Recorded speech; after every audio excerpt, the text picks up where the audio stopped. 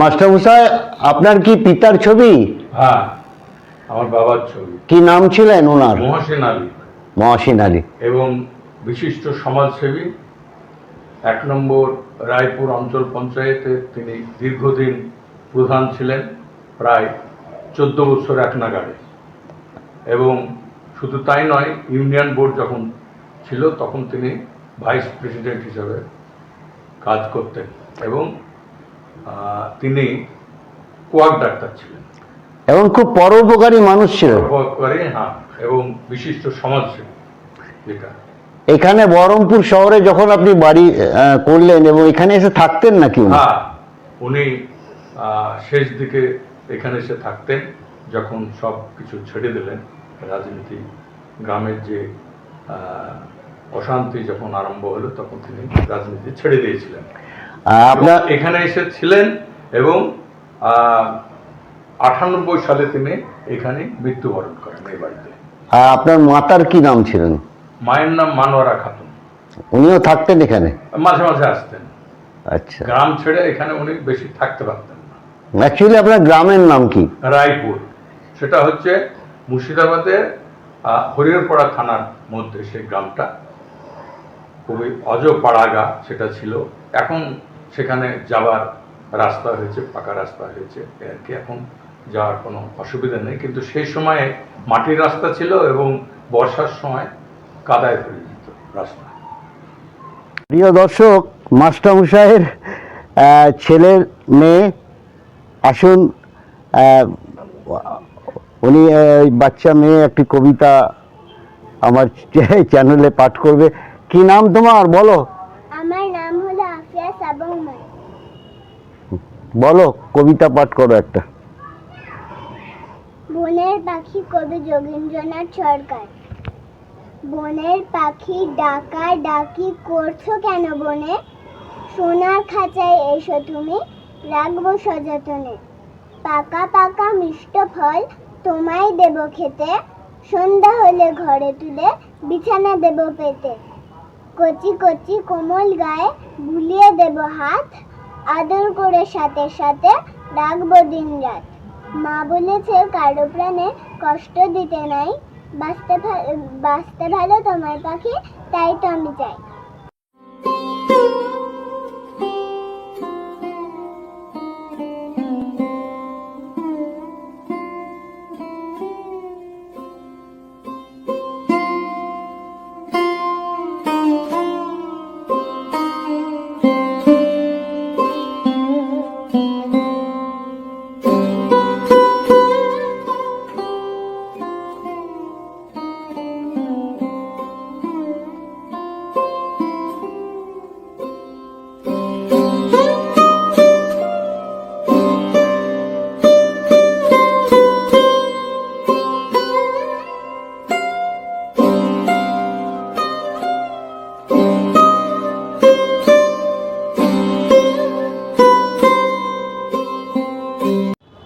আমার নাম হলো আফিয়া সাবা উমর। আমি একটি দেশাত্মবোধক গান গাইব। ভারত আমার ভারতবর্ষ, স্বদেশ আমার স্বপ্নগো, তোমাতে আমরা লোভিয়া জন্ম, ধন্য হয়েছি ধন্য গো। ভারত আমার ভারতবর্ষ, স্বদেশ আমার স্বপ্নগো,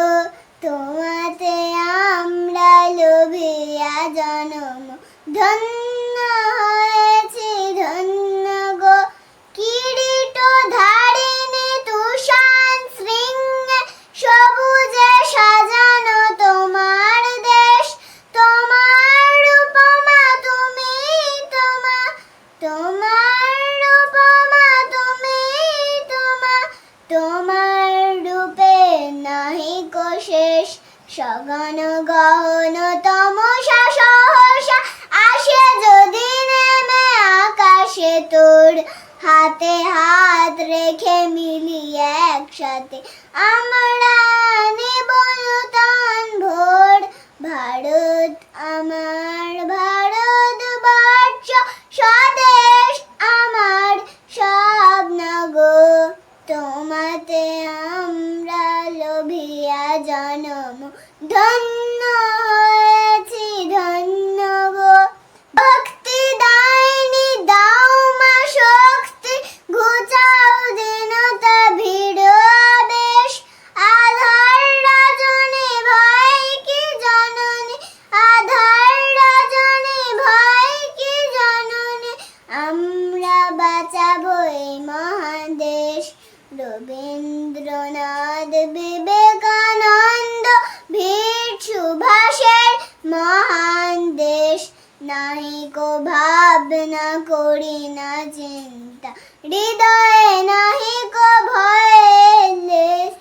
ভারত আমার ভারতবর্ষ, স্বদেশ আমার স্বপ্ন গো, তোমাতে আমরা লোভিয়া জনম, ধন্য হয়েছি ধন্য গো, ধন্য হয়েছি ধন্য গো। শুভ সন্ধ্যা। দ্য গার্ডেন অফ সুফিজম একটি সোশ্যাল নেটওয়ার্কের একটি ইউটিউব চ্যানেল। এই চ্যানেলের সকল দর্শককে আমার সান্ধ্যকালীন শুভেচ্ছা। আজকে আমি সুযোগ পেয়েছি এই চ্যানেলে একটি নিজ কণ্ঠে একটি রবীন্দ্রসঙ্গীত, সকলের রবি ঠাকুর, সকলের মনের ঠাকুর, তার একটি গান আমার কণ্ঠে একটু গিয়ে শোনানোর চেষ্টা করছি।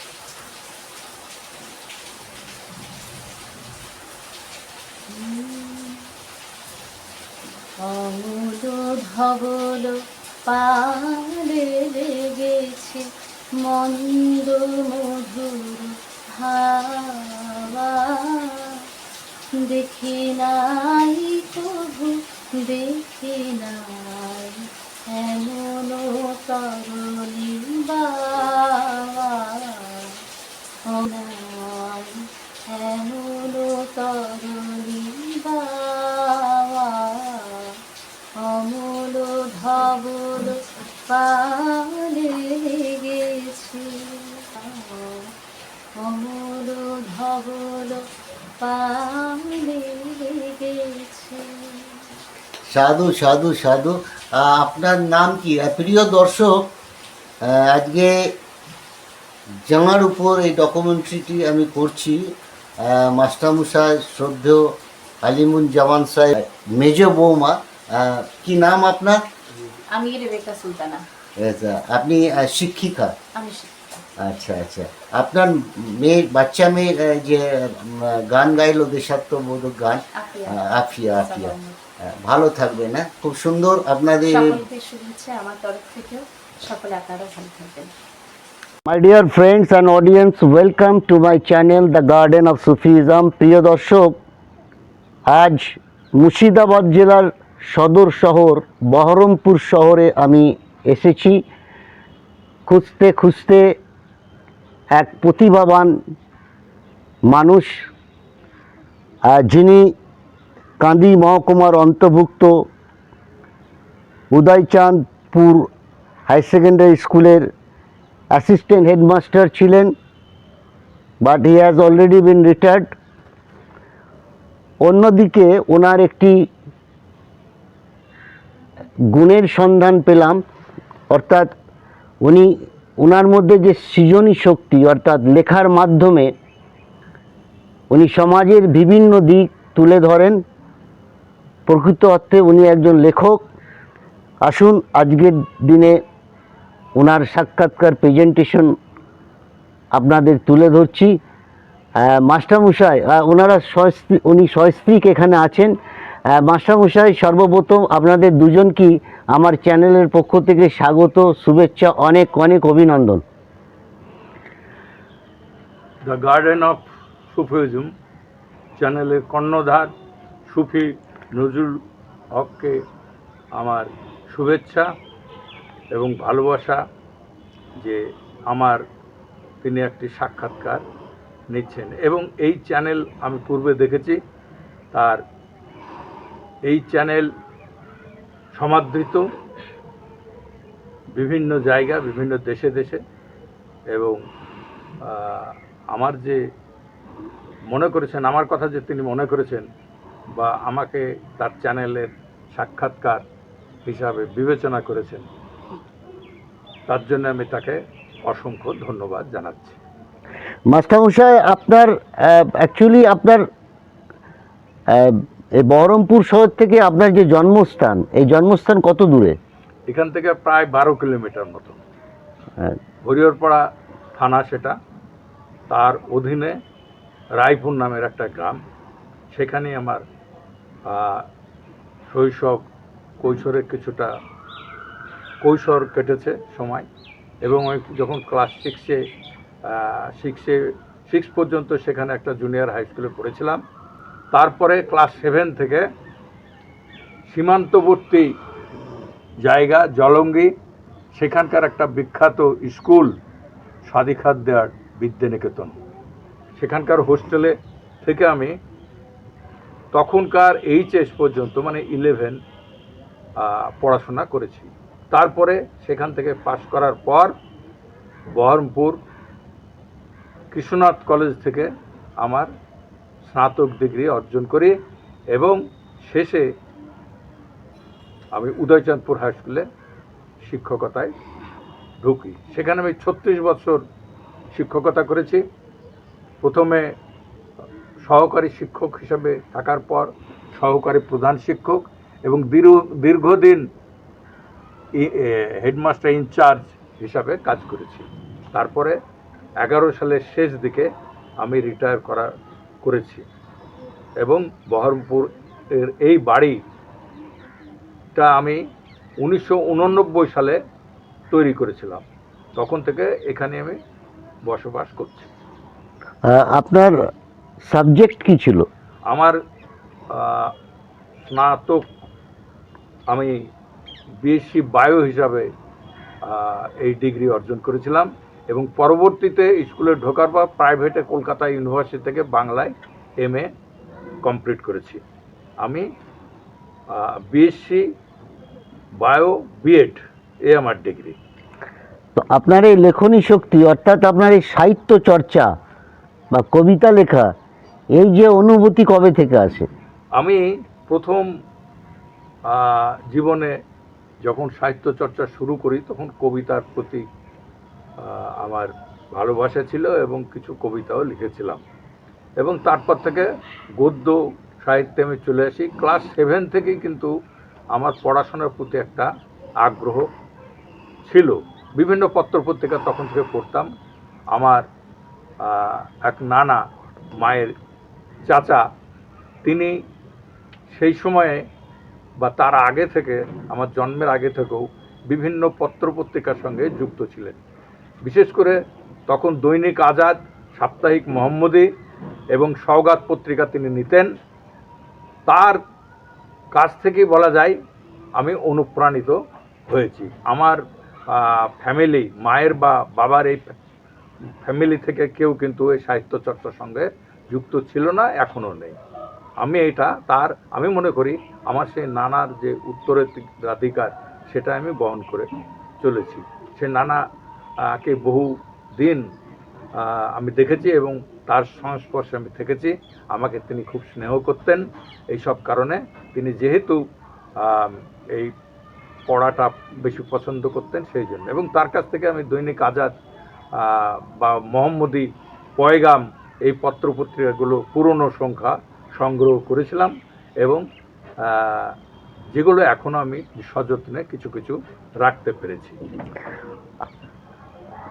কাফেলা পত্রিকা তো আপনার কি তখন তো দেখেছেন? হ্যাঁ, আমি যখন চাকরি প্রথম দিকে বা কলেজের সময়, কলেজের শেষ দিকে কাফেলা পত্রিকা বের হতো, তাদের 2-1টা মিটিংয়েও আমি গিয়েছি এবং সেখানকার ম্যানেজার বা তার সঙ্গে যুক্ত ছিল আমার বন্ধু এমদাদুল হক নূর, তার সঙ্গে আমার কলেজ জীবন থেকেই পরিচয় এবং অদ্যাবধি সে বন্ধুত্ব টিকে আছে, এবং তার যে নতুন গতি বা মাসান্তিক তা তো আমি কিন্তু মাঝে মাঝে এখনও লেখালেখি করি।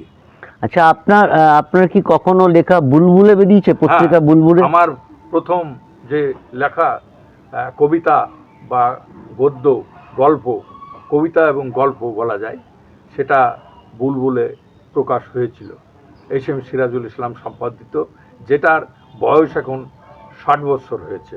এবং আমি পয়গামেও দু একটা গল্প লিখেছি, কিন্তু দুর্ভাগ্যবশতই বলা যেতে পারে কাফেলাতে কোনো আমি লেখা দিইনি এবং তা প্রকাশও হয়নি সেই কারণে। কলমে তো পত্রিকায় আপনার নিয়মিত বেরোয় লেখা, এবং এ পর্যন্ত অদ্যাবধি দৈনিক কলম, যেটা বলা যায় স্বাধীনতা পরবর্তীতে একজন মুসলিম সম্পাদক আহমেদ হাসান ইমরান, তার সম্পাদকীয়তে এই সম্পাদনায় দৈনিক পূবের কলম পত্রিকা প্রকাশ হয়, এবং তাতে আমি নিয়মিত লেখক। বলা যায় আমাকে প্রকৃতপক্ষে লেখক যে তৈরি করেছে শেষ দিকে প্রবন্ধ সাহিত্যের, সেটা কলমেরই অবদান, এটা অস্বীকার করার কোনো উপায় নেই। এখন বিভিন্ন পত্রপত্রিকা আমি লিখি, যেমন আলিয়া ইউনিভার্সিটির আলিয়া সংস্কৃতি সংসদের যে মুখপত্র উজ্জীবন, তাতেও কিন্তু আমি এখন নিয়মিত লিখি, এবং এই আলিয়া সংস্কৃতি সংসদের সঙ্গে আমি ওতপ্রোতভাবে জড়িত। প্রিয় দর্শকবৃন্দ, মাস্টারমশাইয়ের মুখ থেকে শুনলেন ওনার জীবনের কিছু কথা। আচ্ছা মাস্টারমশাই,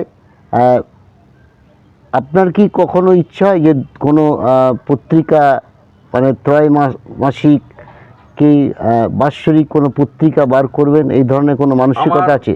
কলেজ জীবনে আমার একটা পত্রিকা ছিল প্রবাল নামের, সেটা অনিয়মিত বেরোতো, এবং বর্তমানে একটা পত্রিকা আমি সভাপতি, আমার পরিচালনাতেই মূলত বা অভিভাবকত্বে প্রকাশ পায়, সেটার নাম হচ্ছে পড়শি কথা। পড়শির সঙ্গে যে সমন্বয়ে ভাবনা, পড়শির সমন্বয়ে ভাবনা থেকে এই পত্রিকা কিন্তু আমি এখনও প্রকাশ করে যাচ্ছি। বৎসরে একটা সংখ্যা বেরোয়, তার সেই সময় একটা অনুষ্ঠান করি, এবং বিভিন্ন সেমিনার মতন শেখানো হয়, 2-3 জন বক্তা থাকেন, এই সম্প্রীতির উপরে তারা বক্তব্য রাখেন, এবং পত্রিকার যে মানে সূচিপত্র, তাতেও কিন্তু লেখার যে বিষয়বস্তু, সেগুলো সমন্বয় ভাবনার উপরে বা সম্প্রীতির উপরে লেখা থাকে। আমি বাংলাদেশেও কিন্তু বিভিন্ন পত্রপত্রিকার সঙ্গে যুক্ত আছি, সেখানেও সেই সব পত্রিকাতেও আমার লেখা বিভিন্ন প্রবন্ধ বেরোয়। যেমন বাংলা একাডেমি থেকে বাংলা একাডেমি নামের একটা খুব গুরুত্বপূর্ণ বা নামী পত্রিকা বেরোয়, সেখানেও আমার লেখা প্রকাশ পেয়েছে, এবং দৈনিক 2-1 কাগজেও আমি সেখানকার মাঝে মাঝে লিখি। সাম্প্রতিক আপনার একটি লেখা প্রবন্ধকে নিয়ে খুব বিভিন্ন জায়গায়, এশিয়া মহাদেশের বিভিন্ন দেশে আর কি চর্চিত, বিশেষ করে বাংলাদেশ, ভারতবর্ষের বিভিন্ন রাজ্য, যারা বাংলা ভাষাভাষীর মানুষ, অর্থাৎ প্রকৃত অর্থে যারা শিক্ষিত মানুষ, এই বইটার গুরুত্ব দিয়েছে। বইটার নাম আমিও পেয়েছি, এবং বাংলাদেশে আমার অনেক পরিচিত মানুষ যারা আমাকে জানিয়েছে, আমি কিন্তু সেখান থেকেই আপনার নাম শুনেছি।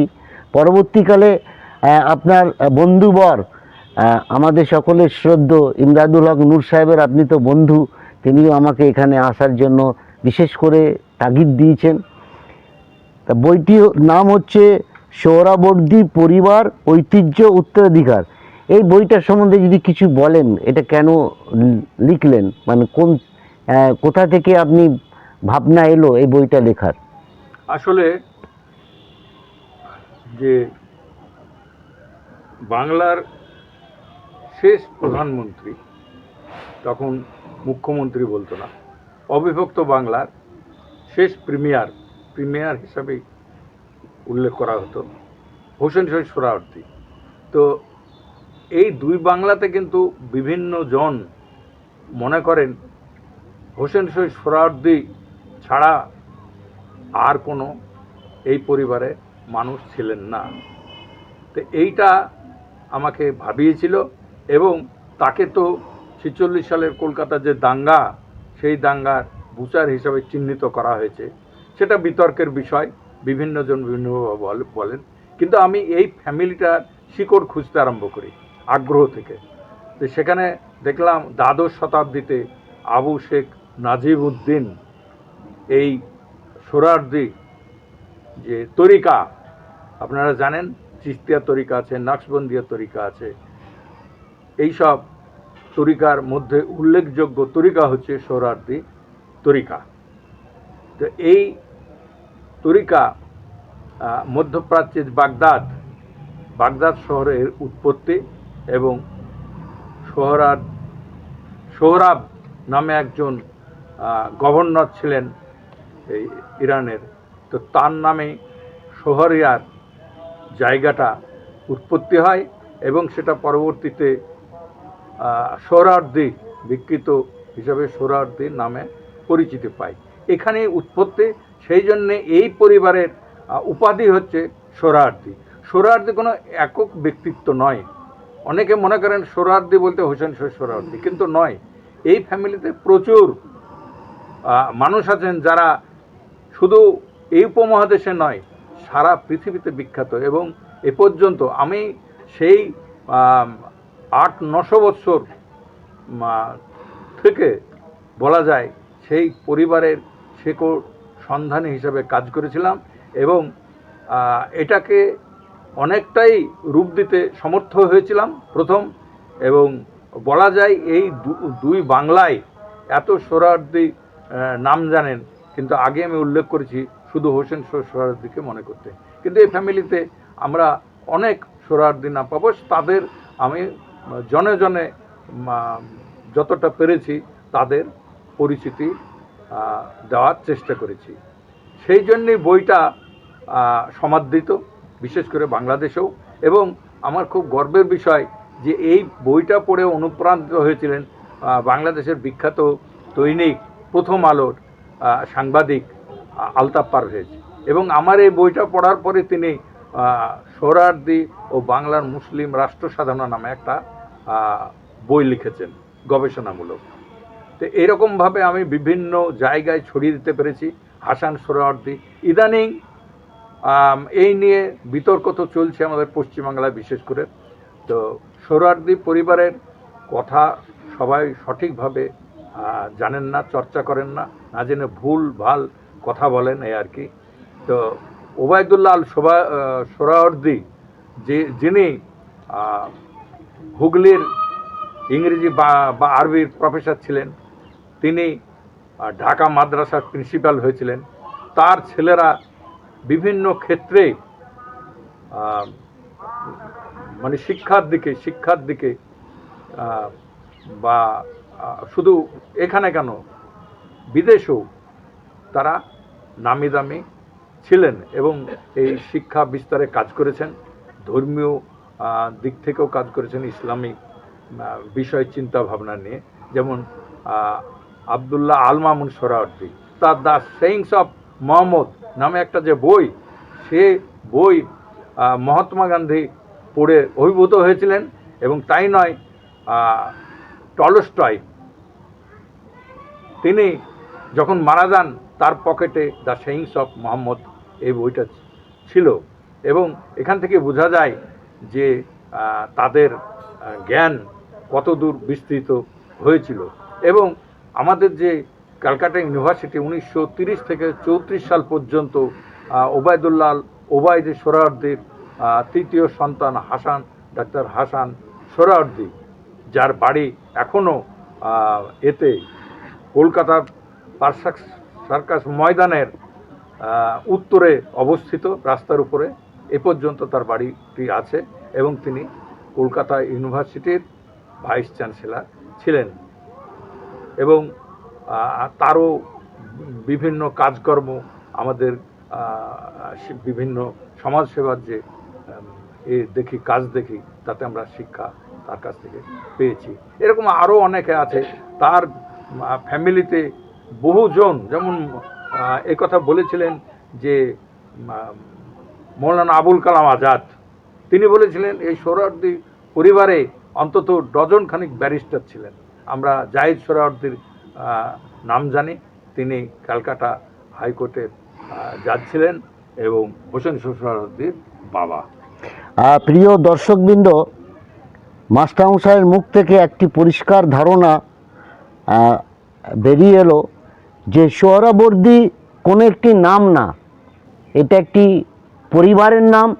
এই পরিবার তৎকালীন সব দিক দিয়ে খুব আলোকিত ছিল, এনলাইটেড ছিল।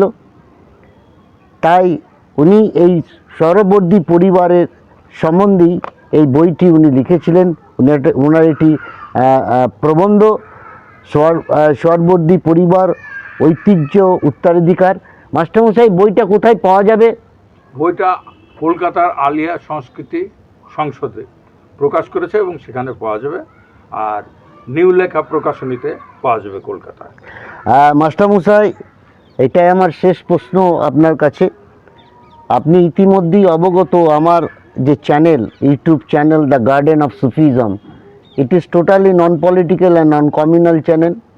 এর মূল লক্ষ্য হচ্ছে জাতি, ধর্ম, বর্ণ নির্বিশেষে মানবতাবাদ প্রচার করা, সম্প্রীতি প্রচার করা, মানুষে মানুষে মেলবন্ধন তৈরি করা। তা আপনি তো দীর্ঘদিন শিক্ষকতা করেছেন, আপনার জীবনে বহু হিন্দু মানুষ এসছে যারা আপনার ওয়েল উইশার, আপনার বন্ধু, আপনার কাছের মানুষ, সারা জীবন কাটিয়েছেন। আজকের দিনে দাঁড়িয়ে মানুষের মধ্যে যে অসহিষ্ণুতা দেখা যাচ্ছে, এত মানুষ ফ্যানাটিক্যাল হয়ে যাচ্ছে, ধর্মান্ধ হয়ে যাচ্ছে, মানুষে মানুষে হানাহানি, বিদ্বেষ ছড়াচ্ছে, ঠিক এই মুহূর্তে, এই সময়ের মধ্যে আপনি আমার চ্যানেল দ্য গার্ডেন অফ সুফিজমের মাধ্যমে রাজ্যবাসী না, দেশবাসী না, সারা পৃথিবীকে একটি সুন্দর ভালোবাসা, প্রেম, সম্প্রীতির মেসেজ দেন।